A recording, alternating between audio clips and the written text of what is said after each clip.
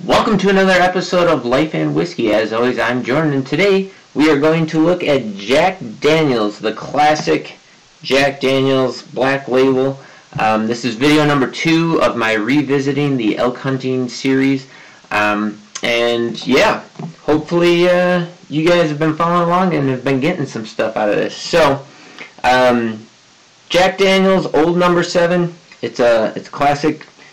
It's a bourbon, even though it's a Tennessee whiskey. Lincoln County process, all that good jazz. Everybody's pretty familiar with that, so I'm not going to get too deep into what all that means at the moment.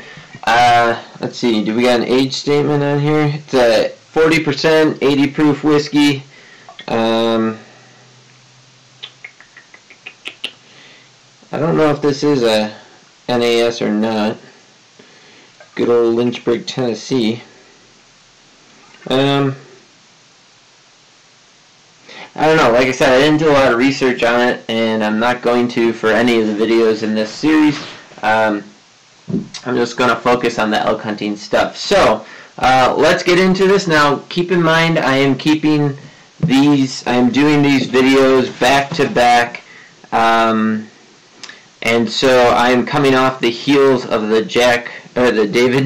David Nicholson whiskey. So what I'm finding in the glass may be a little bit different than what you might find if you were just coming straight into the Jack Daniel's or any other whiskey for that matter, clean. So let's get going. Sorry, I had a thought, wanted to write it down, put it in my notes, make sure we got it. So here we go. On the nose, I'm getting corn dust, cherry, and oddly banana, like Laffy Taffy banana. I don't think I've ever gotten that before out of a whiskey, so that may have to do with coming off the heels of that David Nicholson, but that's very interesting. Oak, it's sweet, it smells sweet. Yeah, that's interesting.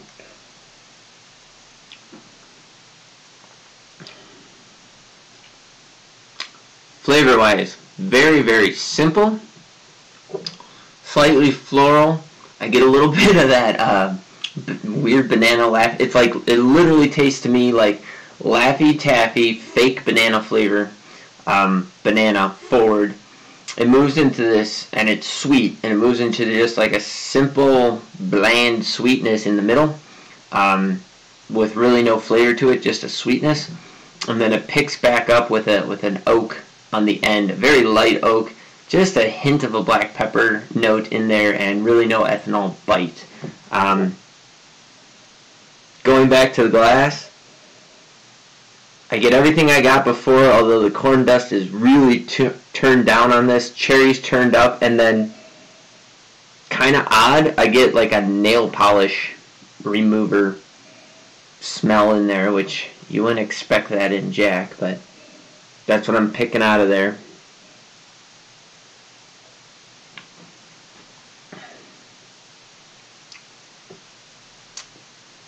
Yeah, flavor profile didn't really change. Super, super smooth and easy drinking. There's no bitey notes to it. A little black pepper and tannin on the end of the flavor profile in the finish, but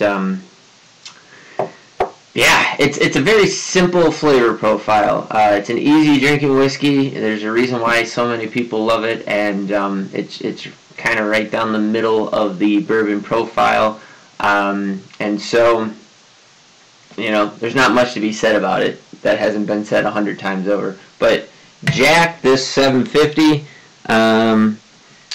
here in Wyoming, I can get it for $20.79. So not a budget, but not breaking the bank at all. I know a lot of people really like this whiskey, so I'll leave it at that.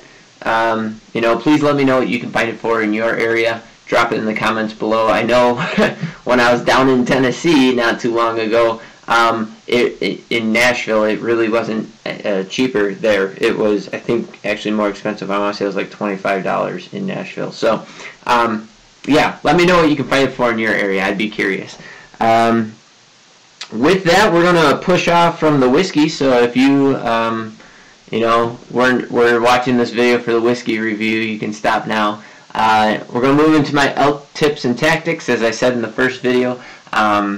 My goal is to kind of provide some information that a lot of that you may not be thinking about as a first-time elk hunter or a first-time person out in the mountains. And I do want to hint on, or state the fact that a lot of YouTube videos, Randy Newberg, Corey Jacobson, Born and Raised guys, Hush and Crew, all those guys that you may already be familiar with, they do a great job of providing information for first-time hunters, first-time elk hunters, a lot of the big picture basics.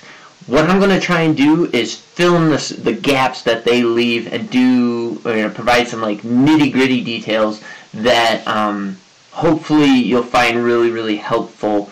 And they're more tips, tricks, hacks kind of stuff, because although they do a great job with the big picture stuff, I know that when I was getting into hunting, elk hunting and being out in the mountains and stuff, I found that yes, what they tell you is great and will get you well on your way, and there's a lot of stuff you need to find out for yourself while you're out there. But if I had known some of the things that I'm going to tell you, it will increase the safety that you observe while you're out there, and B, it'll help you be a little bit more successful, and it might save you some, you know, pain and time and energy and stuff like that. So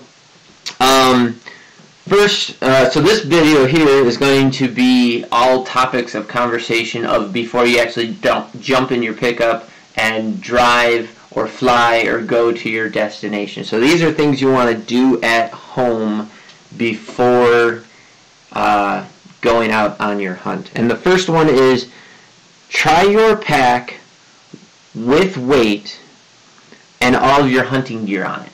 And so if you are like me, you know, I was getting into elk hunting, like, great, I'm going to buy a backpack.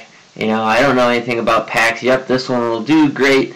You know, something that's cheap enough that I'm not breaking the bank. This might be the only time I use it, so on and so forth. And something that if you are not a regular backpack hiker, you probably are going to be unaware of is that how that backpack fits, how it's structurally designed, and the way that it's designed to carry a load is going to matter, and it's going to matter greatly, and you need to find that out. So like right now, it's June 30th. It's the perfect time to find out that, will this backpack work, or do I need to go buy a new one before my hunt? So try it on. And I don't know if I back up here, can you see? So I got a belt on with a metal buckle, and then you can see you got belt loops and stuff like that. My waist pack on my, well, let me just go grab my backpack real quick. I guess I'll edit that out. So I'm going to be careful here. Got my bear spray on here. I'm going to be careful here not to knock down my growlers, hopefully, but you'll see when I put my pack on that my waist belt on my pack sits rather low. Right? So I got it right, your iliad crest here right on top of your hips. You crank it in, and I'm kind of skinny these days, and while you're out in the mountains, don't be surprised that even if you're eating, say, 5,000 calories a day, if you're out for a week, if you lose 5 pounds or so. So for me, I gotta cinch this thing down really, really tight.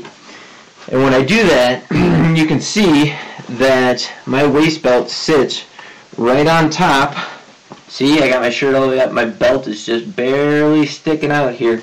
So that means that all the weight from my pack, when if I keep my shoulder straps and stuff loose, it's gonna put all the weight in my hips. And that means that everything's pushing down right on my belt loops, right on my belt, and it's going to pinch the side of my sides right here. And it's going to pinch right about here, and it's going to be moving. So like if you got a little bit of love handles or something, your belt and stuff's going to be rolling over your belt, and you'll actually wear the skin raw right there, especially when you got weight in your pack. And so what I'm getting at with all that is before you go, you're going to want to wear the pants and the shirts and the stuff that you're going to be wearing with your pack with weight and hike several miles, 5, 6, 7 miles with all that gear, and assess where your pinch points are, what's rubbing. Like maybe the belt you wanted to wear with your brand new hunting pants is not going to work because it creates a big pinch point or something. Those are all things you're going to want to find out well in advance before you get out on the mountainside. And no, you're probably going to get some chafing and rubbing no matter what you do, so if you can minimize it, awesome. The other part about that is, I got, a nice synthetic shirt, real slippery kind of nylon-y type material. I take and I always tuck in my t-shirt. My very bottom layer gets tucked in into my pants, so that way I got a rub layer there, a little extra protection. And you want to take it and pull it so that all the excess material's in the small of your back, and everything around here is fairly tight, so there's not a bunch of material wadding up on your sides and pinching into you. You want to make sure you're trying all this stuff out ahead of time to make sure that the system you think you're going to use is actually going to work for you. This also is true of other gear that you're going to do or use, but you just want to make sure that you minimize those wear points, because my first year, the backpack I had, I definitely rubbed my sides raw to the point where I had scabs starting to form there, and it's not going to kill you, but any open wound out in open country is a potential infection hazard, and you want to minimize that. So number 2 then is also same idea. Try out all of your gear. So the first one was specifically your pack and your clothing. The next one's all your gear. You want to make sure that your tents, your packs, your clothes, your boots, everything that you got is good, right? So that brand new tent you bought that you thought was going to be waterproof, is it really? Go out, set it up in the backyard in the rain. Make sure that it's not, getting you wet or your clothes wet. Make sure that your clothes, actually are waterproof, water resistant, whatever they say they're going to do. Whatever purpose that specific piece of gear is supposed to serve, make sure it serves you well in your system, because if you're hunting in the mountains for elk during archery season, chances are you're going to get extreme heat in the 100 or 90s, I'll say, and then the next day it might rain or snow, so you can really get any type of weather system you can think of showing up within a week-long period. And so all of your gear, especially if you're doing a backpack hunt, needs to function at its highest ability. So test it out at home, make sure it works before you get on the road, and you no longer have the option to replace it. And along with that is also shoot with all your gear on. I think I've mentioned this in another video, but the last thing you want to do, so like I wear my backpack here, I carry my bear spray, and I carry bear spray instead of a pistol, and I think most people should, because most people cannot hit a barn if they tried with a pistol, especially if a bear were actually running at them. So I carry my bear spray on my waistband here. I carry my binoculars looped through here, so I don't use one of those chest harnesses and everything for my binos. The downside to that is that every time I want to take my backpack off, I have to make sure that I just don't unclip my chest strap and drop my binos and then forget to put them back on. But I find that if I just put my binos on my chest strap here, they're always right here. It's easy. It cuts down on just, a couple of ounces of material that I have to bring with me extra. And so I don't like that. But because my bino harness is right here, and most people, their harness is either going to be here or here, you want to try that on and then shoot, because if you go to draw back and shoot and the angle of your string catches, you're going to be in serious trouble. You can derail your string for one, but you're most likely going to send an arrow off into Never Never Land if you do that. So, luckily, most people, their string is split about like this, and when they got the corner of their string, it's coming here, so it's actually completely out of the way. But if you have a big bino harness, you might run into some problems. Same with straps, things that are flailing around. You just want to make sure you try all that gear out beforehand and make sure it's not going to cause any problems for you while you're out in the woods. And the time to do it is now, not the day before or the night before you leave on your trip. So something to think about. Number 3 Getting familiar with the area you plan to hunt. Right now, you should be doing nightly, a couple times a week, looking at Google Earth, looking at, it used to be Geomac, and I just told a friend about this, and I should know what it is, but geomac.gov, if you type that in, it'll bring you up to a web page with a new link on the web page because they went to a new web page and interactive mapping system. But what Geomac does is it's a real-time tracker of forest fires throughout the nation, and you can click on, you click on the new link, it brings you to an interactive map. It'll show you where all the current active fires are, where the previous fires were. You can get details like when it was spotted, how large the perimeter is, how much containment it currently has, so on and so forth. An invaluable tool when you're planning a hunt, because you may find that a week before you plan to go on your hunt, the area you were planning on hunting all of a sudden goes up in flames. Okay, now what? Now you need to go and figure out how, to move, but it's better to find that out while you're at home than it is to show up at the trailhead and find out that it's closed and guarded by wildland firefighters telling you need to get out of the area. Okay, so that's another tool. So Google Earth, Onyx, all those things. Really dive into spots. Have 5, 6, 10 spots picked out where you can move from place to place to place to try and find the elk. Because your main goal is to find those elk to start with, right? Once you find them, you can start making plans on how you're going to hunt them. But my very first 3 years in the elk woods, I was still trying to find elk. My very first year hunting, we did a rifle hunt in October in Colorado. I was the only person out of 8 people in 5 days to actually even see an elk, and that didn't work out for me. But the next 2 or 3 years, I never even saw an elk, never heard an elk, no nothing. And so you can spend a lot of time if you keep hunting the same area, trying to find elk. If they're not there, you're not going to find them. So make sure you put in the time at home, on the computer, learning where the topography, where the open parks, where's the water, where are the creeks, where are the burns. More importantly, for your own sake, where's the steep terrain? How, make a plan. How am I going to move through the country to save as much energy as possible, hike the least number of miles necessary? And yeah, when an elk bugles over here and you were planning to go this way, yes, you're going to go over there to go chase that bugle. But if you have an idea of what the terrain looks like, you can figure out your best way to go. Okay, here's where I wanted to go, but I know there's a little spine that runs down here, and then it kind of flattens out and tapers off to a bench, and I can get in there, and I can get in on that elk and not have to drop 500 vertical feet to get in on them, or whatever the deal is. So learning the topography, learning the terrain, learning the cover will be very, very invaluable to you.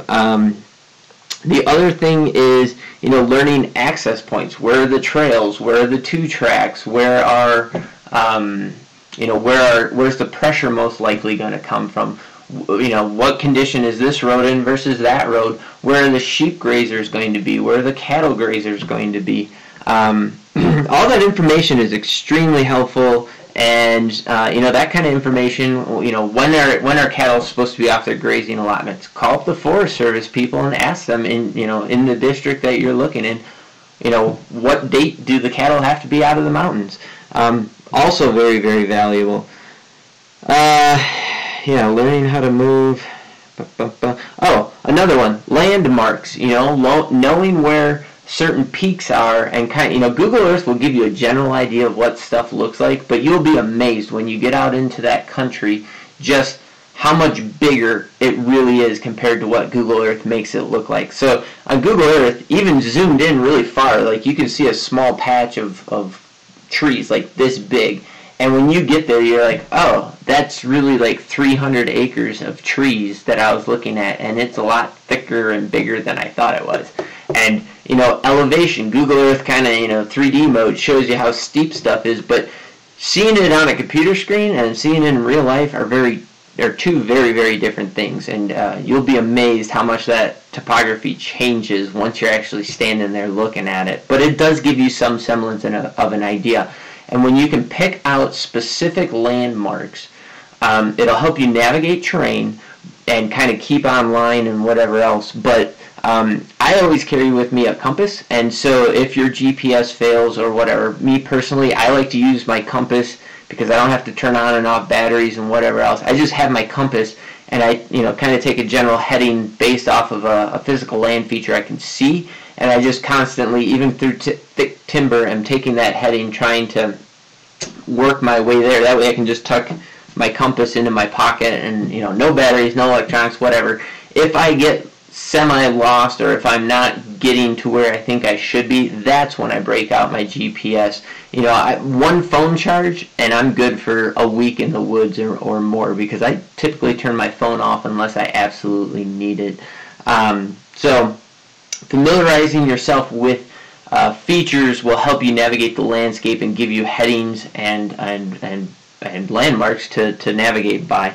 And coupled with that, I also want to throw in, if you're not already familiar, learning how to read a topo map or look at aerial imagery and figure out what it is you're looking at, invaluable skills to have. And also, if you have the skills, you might as well have the tools too. So I always carry with me, I don't carry a topo map because they get kind of spendy buying them for all the places I'm going, but I do just print off a really crude Google Earth picture of the area I plan on hunting. It's so bad it's in black and white because our printer's not even a color printer. But I carry that, I take and laminate it with packing tape, fold it up, stick it in my pocket along with my compass, so I always have something I can work with.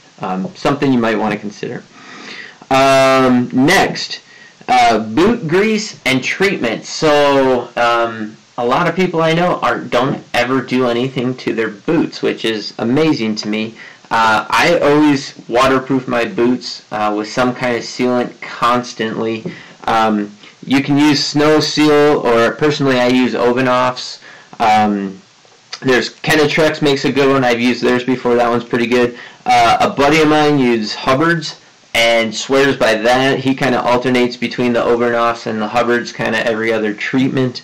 But whatever you do, you want to treat your boots, treat the leather, rub that stuff in really, really good. You want to do this before you leave on your trip. If you're going for a week, you'll probably be fine, even if it's rainy, snowy, whatever, for an extended period of time. If you're going for more than a week, bring it with you for sure, because you're going to want to retreat those boots maybe after the third, fourth, fifth night. Even if it's not wet, the dust, the scraping on rocks, scraping on brush, on just walking through the grass, it's going to wear down that treatment. So the more you take care of your boots, the better they're going to treat you. It helps lubricate flex points and stuff like that.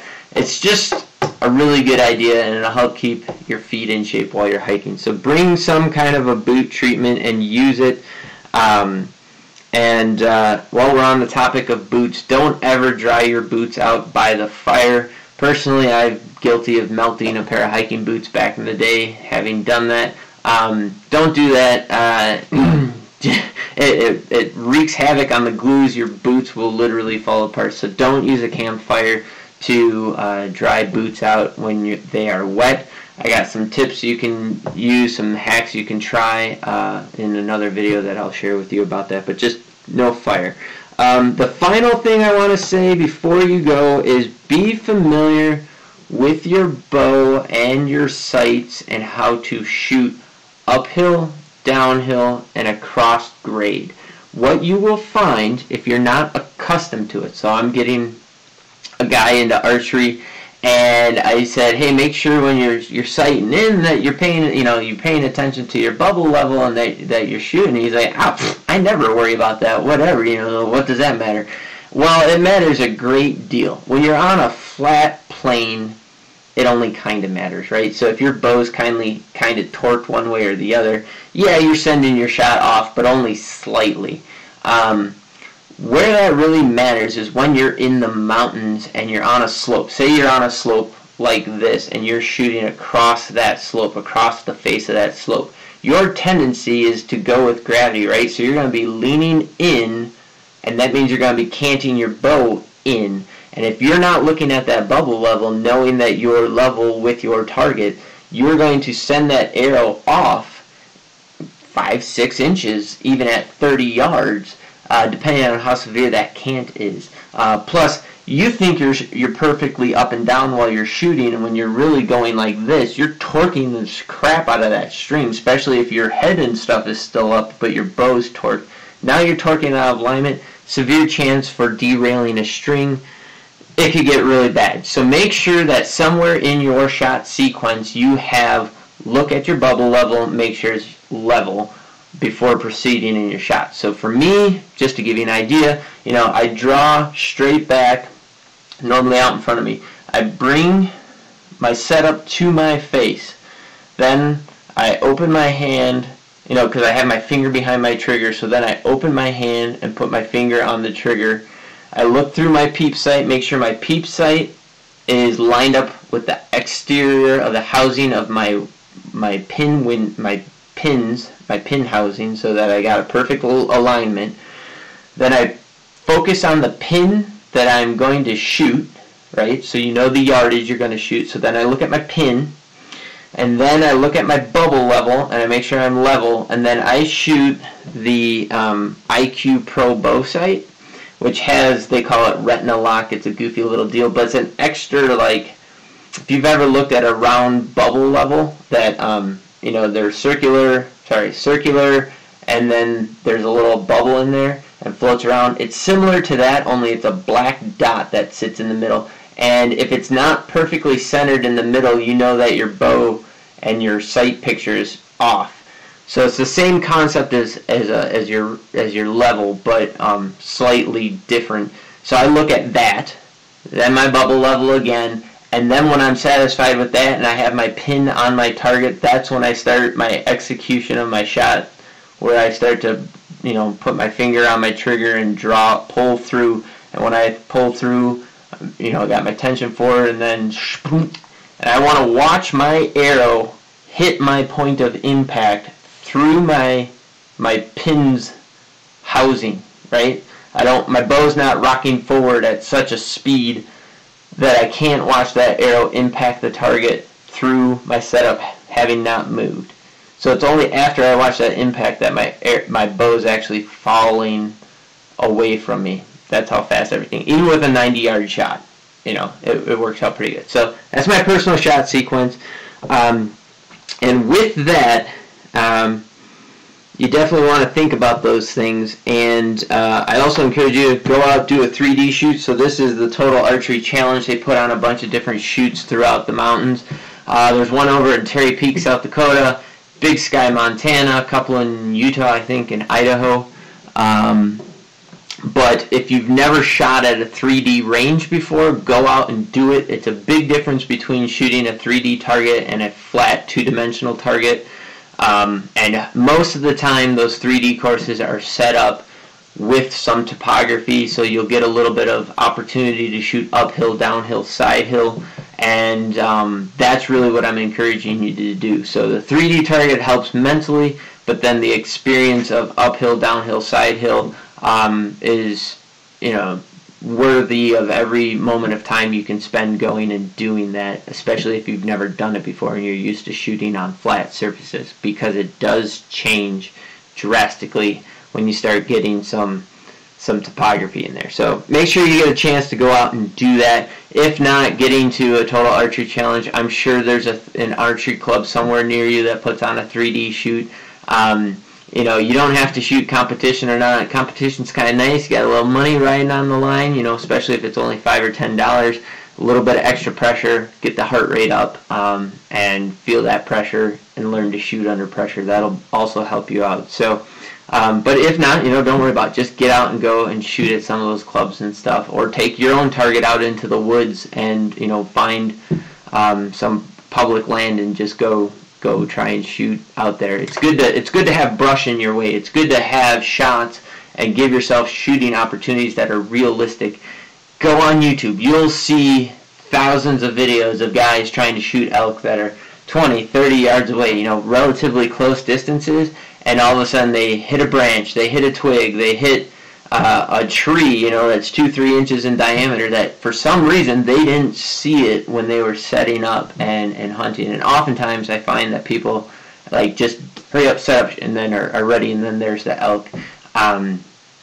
And so they don't really evaluate their environment, and they see a little window, and they're like, oh, I can kind of sneak an arrow through there. And, you know, practice those kinds of shots. You know, practice threading the needle, you know, and sneaking an arrow in there. But, you know, for your own self-assurance, you should also learn to pick out good shooting lanes in heavy cover and know, you know, the trajectory of your bow. How's that arrow going to shoot? How is it going to impact when it gets there? And so you're not going, I think I can do it, go, oh, I know I can make this sort of a shot, and then piggybacking off of that, start learning to pick out good areas to make a setup. You can go, you know, if you live in Wisconsin, you can go out on a piece of state land, walk through the woods, and start evaluating what you see. Like, oh, here's some really good thick cover. If I set up right here, that will force that elk to come in to this position and have to come here in order to see me. So I know I can set up here and have a 15-yard shot there, a 20-yard shot there, a 25-yard shot over here. Learning how to pick out those places to set up and call from is super, super important. That's probably the #1 reason why elk hunters don't get a shot or blow a shot, is because they set up in a poor location, and then the elk either, you know, doesn't want to come into that location, or, you know, it's not a natural location, so they start to circle because they're like, ah, something's a little fishy, and they'll start to circle to try and pick up your wind. So yeah, work on you know, learning how to set up in a proper scenario, and then that way you also have the time to evaluate what you're looking at, so you know there's a branch there, you know there's something in your way here, you know that your shot's over here, you know you can draw when that elk is behind that tree. Start visualizing these things. All things you can do at home before you ever set foot in the elk woods. Okay, so I know all of that was extremely long-winded. We're now at 32 minutes, so we're going to call that a wrap. Thanks for watching this video. If you're finding that you're getting good information out of this stuff, please like and subscribe. It's really going to help my channel out. If you share this video with other people, it's also really going to help me out. Still trying to grow this channel. I'm having a lot of fun doing this, and I appreciate every single person who's taken the time to watch these videos. Let me know what you think about Jack Daniels. Maybe you're a fan, maybe you're not. Either way, if you can, please drop in the comments below what you can find it for in your area, and let's, you know, keep things going here. Thanks so much for watching. I appreciate it all. I hope you guys have yourselves a great day, and I'll catch you in the next video.